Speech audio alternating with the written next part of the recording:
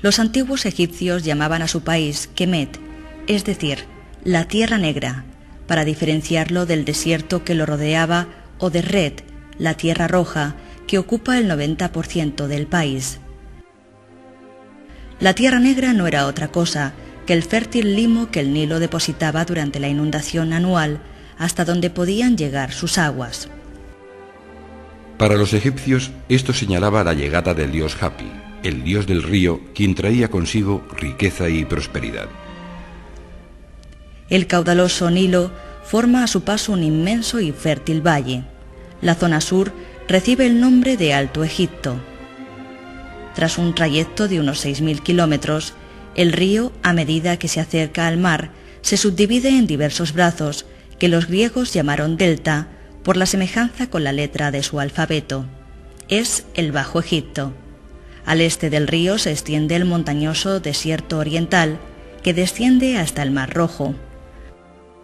Al oeste, el desierto occidental, solo roto por la presencia de unos cuantos pero valiosísimos oasis. La historia de Egipto comienza hacia el año 3100 a.C., cuando Narmer unifica el Alto y Bajo Egipto en un solo reino y establece la capital en Menfis. Hacia el año 2600 a.C. comienza el Imperio Antiguo, un periodo de paz y prosperidad durante el cual se construyó la primera pirámide en Saqqara. Con la cuarta dinastía se pasa de la pirámide escalonada a la pirámide propiamente dicha, cuyos mejores ejemplos encontramos en Gizeh. Hacia el año 2200 a.C., Egipto comienza una etapa de fuertes convulsiones, en la que el Estado se fragmenta y la capital se traslada a Heracleópolis. Una guerra civil estalla entre esta ciudad y Tebas, de la que saldrá vencedor Mentuhotep II, príncipe tebano. Con él comienza el Imperio Medio, un periodo de expansión en el que se mejoran la administración y el ejército, o se conquista Nubia por parte de Sesostris I. Este periodo de tranquilidad declinó con la invasión de los Hicsos, etapa conocida como Segundo Periodo Intermedio. Hacia el año 1550 a.C., de nuevo el poder se traslada a Tebas. Egipto vive entonces su mayor esplendor durante el Imperio Nuevo. Tutmosis es el primer faraón que se hace construir una tumba en el Valle de los Reyes.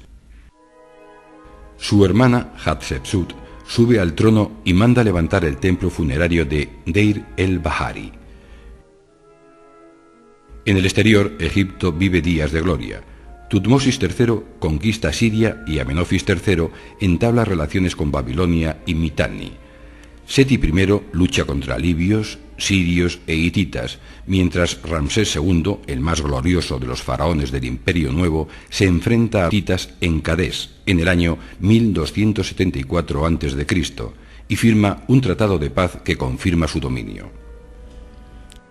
También durante el Imperio Nuevo sucederá la herejía de Amenofis IV, al proclamar como dios único al dios solar Atón y hacerse llamar Akenatón, desplazando la capital a El Amarna.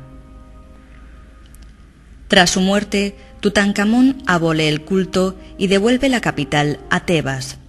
El esplendor del Imperio Nuevo toca a su fin cuando Egipto fue invadido por pueblos extranjeros, persas, los griegos y más tarde los romanos, que gobernaron hasta el siglo VII después de Cristo. El idioma y la cultura del antiguo Egipto permanecieron olvidados durante 1 millar de años, rodeados de un halo de misterio y romanticismo. Con el paso del tiempo, las noticias de los viajeros sobre sus espectaculares monumentos despertaron cada vez mayor curiosidad. En 1798, el descubrimiento de la piedra de Rosetta permitió descifrar los jeroglíficos y abría una puerta por la que se asomaba un mundo fascinante. El conocimiento del antiguo Egipto se incrementó con los trabajos de aventureros y arqueólogos que permitieron, y aún lo hacen, rescatar del olvido el glorioso pasado egipcio, patrimonio de la humanidad. Son muchos los lugares cuya mera contemplación permite apreciar, siquiera por un instante, el esplendor de la tierra de los faraones. Remontando el río desde el delta, nos encontramos primero con Gizeh, una extensa explanada en la que se levantan majestuosas las tres grandes pirámides de Keops, Kefren y Micerino, la única de las 7 maravillas del mundo antiguo que ha sobrevivido hasta nuestros días. Se trata de un conjunto funerario construido en el margen occidental del río, pues el oeste, el lugar donde se pone el sol, era el lugar de la muerte. Guardando la necrópolis de Gizeh, permanece, impasible a los avatares del tiempo y los hombres, el rostro de la Esfinge. Su mirada milenaria, cargada de misterio, contempla el sol naciente en el horizonte. Nilo arriba, más hacia el sur, proseguimos nuestro viaje para encontrarnos nuevamente con un lugar sagrado, Saqqara. Es este el gran cementerio de la cercana capital, Menfis. El lugar aparece dominado por el gran complejo funerario construido por el faraón Zoser y su pirámide escalonada, la primera levantada en Egipto hacia el año 2650 a.C. El Nilo, verdadera columna vertebral, nos lleva ahora hasta la legendaria Tebas, la antigua Uaset, ciudad de los vivos, dominio del dios solar Amón, dador de la vida. Está situada en el lado oriental, por el que nace el sol. Para su gloria se construyó en Karnak el más grande de todos los templos, el Ipe-Ishut, y durante 1600 años todos los faraones quisieron dejar aquí su impronta, ampliando o embelleciendo sus edificios. Muy cercano estaba el templo de Luxor, que era visitado cada año durante la hermosa fiesta de Opet por la imagen de Amón, que bajaba el Nilo y celebraba allí su unión con la reina, hecho que aseguraba la descendencia divina del rey y su regeneración. Frente a Tebas, reino del sol, de Amón y de la vida, se situaba al oeste del Nilo el reino de Osiris, el dios de la muerte, justo por donde se pone el sol.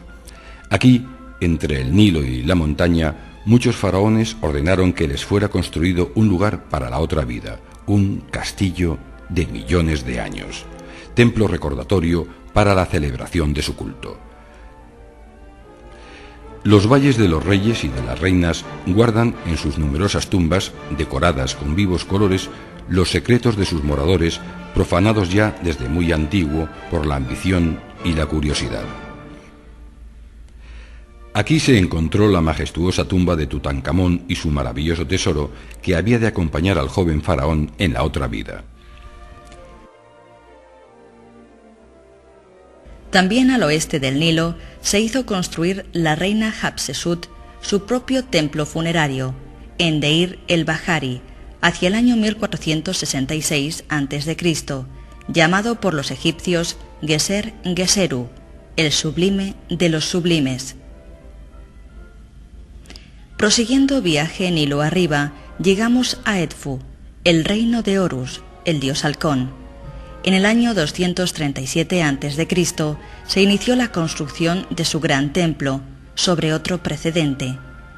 El templo, el más grande de Egipto tras el de Karnak, es también el mejor conservado, y sus paredes, plagadas de inscripciones, le convierten en una verdadera biblioteca grabada en la piedra. Muy cerca Nilo arriba, llegamos a Kon Ombo, dominio de Aroeri y Sobek, el dios de cabeza de halcón y el de cabeza de cocodrilo. El gran templo que podemos ver hoy en día fue fundado en el siglo II a.C. y es también uno de los mejor conservados. Estamos llegando al final del viaje. La construcción, durante el siglo pasado, de la gran presa de Asuán puso en peligro muchos monumentos que corrían el riesgo de ser inundados. Uno de los más espectaculares era el templo de Isis en Philae, que hubo de ser desmontado y reconstruido piedra a piedra en su emplazamiento actual. Comenzado a construir en el siglo III a.C., fue un lugar de adoración con diversos santuarios y sepulcros en los que se celebra a todas las deidades envueltas en el mito de Isis y Osiris. La última sorpresa del viaje se nos reserva para el final. Todavía más al sur, ya en la Alta Nubia encontramos los dos templos de Abu Simbel, semiocultos a la mirada exterior hasta el año 1817. Como en el caso de Philae, ambos templos también fueron trasladados por la construcción de la presa de Asuán. Moderno trabajo faraónico, fue necesario seccionar más de 1000 bloques de piedra, algunos de ellos de más de 30 toneladas de peso. Las colosales estatuas de Ramsés II guardan de miradas ajenas el interior de la impresionante construcción y advierten al curioso de que está en presencia de algo más que un hombre, de una divinidad. Dentro, en el santuario, se nos muestra al faraón junto con las estatuas de Ptah, Amón-Ra y Ra-Horakhti, exhibiendo así su poder divino. Eclipsado por la grandeza del gran templo de Ramsés II, el más modesto de Hathor no desmerece sin embargo en belleza. En él, Ramsés se hizo representar en la fachada junto con su esposa Nefertari, ambos con las mismas dimensiones, testimonio del prestigio de la reina. Hemos acabado nuestro viaje, apenas un esbozo. Mucho es lo que queda por ver y aprender. El tiempo, enemigo de los hombres, se ha conjurado para ocultar el esplendor de la tierra de los faraones, pero la piedra, dura y tenaz, resiste y aún resistirá para mostrar la gloria del país del Nilo, del pueblo de la Tierra Negra.